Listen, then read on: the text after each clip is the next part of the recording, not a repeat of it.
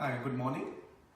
My name is Lachman Tarachand, and this is how you write my name, Lachman and Tarachand. So you can call me Lachman or you can call me Dr. Tarachand. It's up to you. I'm a professor of electrical and I've been working for the last 25 years in different parts of the world. And today I'm going to talk about our topic in the course, which is electronic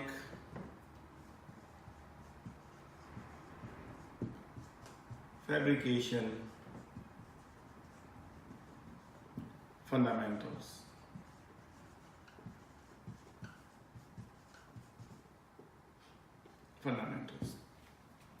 This is a very simple and easy course, and we will work together to make sure we all learn and understand this topic. And today actually we have a very interesting topic, which is DC speed controller. DC speed controller. This is a topic which we're going to talk today, and I believe you already have the notes for it, and I have already posted the PPT for this topic as well. So you have the material, what we're going to do on this topic. So I'm going to explain to you what is this topic all about and how we're going to design the circuit for this DC speed controller. Now, DC speed controller actually is very commonly used circuit. We use it in many places. This actually is for controlling the speed of DC motor. DC motor. Now, DC motor actually we use in many places like toys and all small components at home and many places, and we need to change the speed. We don't need all the time the speed. Sometimes we need fast, sometimes we need slow speed, and so on. So this circuit actually helps us to get that output, means change our speed. Now motor speed actually we can change in different ways.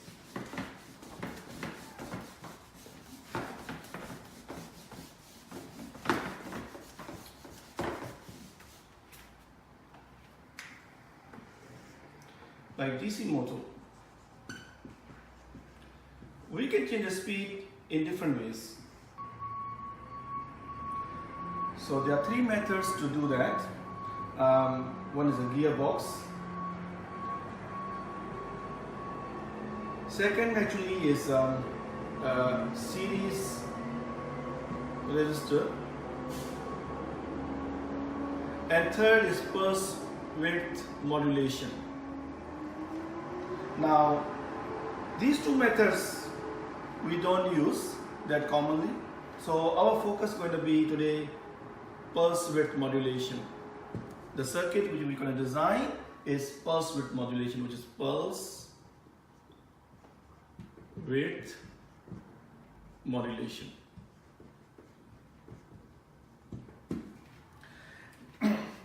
Now, in your PPT, you have a circuit on the second page, and you will see that that has a circuit design. So our today's discussion is going to be how we're going to use our software multisim to design that circuit in our software. Then we test it in our software, and after that we will do the prototype PCB in our lab, and then we use all the components to fabricate that prototype and test it. So that's our whole project for this particular topic. Now, just to give you a little introduction why and how we use this pulse width modulation. We know that DC motors speed depending on the current. More current you give, faster it will rotate. So we need to regulate the current or supply to the DC. So in this pulse width modulation, what happens, we have, let's say, pulse here of the current, and then we don't give pulse here, and then we give pulse like that. So you can see that we control the width of the pulse. So if you give more and less, the average will be regulated. So this is called pulse width modulation method. So now I hope you understand what is pulse width modulation and how we're going to do it. But during this discussion, if you have any question, feel free to ask. And if you think that okay, there's some more explanation required, please feel free to ask. Is there any question? Okay, good. So let's move to the actual design of the circuit. Now, if you go to the second page, okay, you will see the list of the components we have and the circuit we're gonna design. Now, you go to the software and you will see the components which we need to have for this circuit. Now, we have to choose, of course, okay, all the components which I listed. For example, different type of resistors, diode, transistors, MOSFET, potentiometer, everything else which is listed in the paper. Now, we will be mindful when we construct that our polarities, especially for diode, transistors, capacitors, that the pins are very accurately connected, because if you change the polarity, it will change the design and output of the circuit. Now, we use timers 2 IC 555 in this circuit, and that is used for the pulse width modulation. So it's like a modulator, so we do that one. And of course, then we have a transistor, we have a MOSFET, and diode, and so on. So make sure that okay, we follow the design which is given on page number 2 to come with the schematic of that. And then of course we use our oscilloscope, which is written there as CRO, which is cathode ray oscilloscope. Now I'm sure you have seen oscilloscope many places, especially let's say you go to hospital, for example, and you will see somebody's heart is beating and they show you the waveform. So the oscilloscope is actually used to have a visual of the waveform that we get from our circuit. So in the end, when your circuit is designed, we will see the output using CRO. And of course, okay, this is again available in our multi-sim. So let's see how we design it. So I give you some time, okay, I'll come around to make sure that okay, you have the right tools and right file to select all the components, okay, and follow the circuit which is given. As I mentioned to you, make sure that you have really good understanding of polarity, so positive, negative, and connections and everything, and ICs as well. So we have to make sure that we connect it properly, because if we don't connect it, what will happen? Our output will not be as we want it. Okay, so good, let's do it. So now we have designed the multi-sim software used for the DC speed controller. Now you can see that some of you have it working well, and for some of you it is not. So it means that okay, those okay having some difficulties, so I'll come around to see where the mistake has been made so that we can correct it.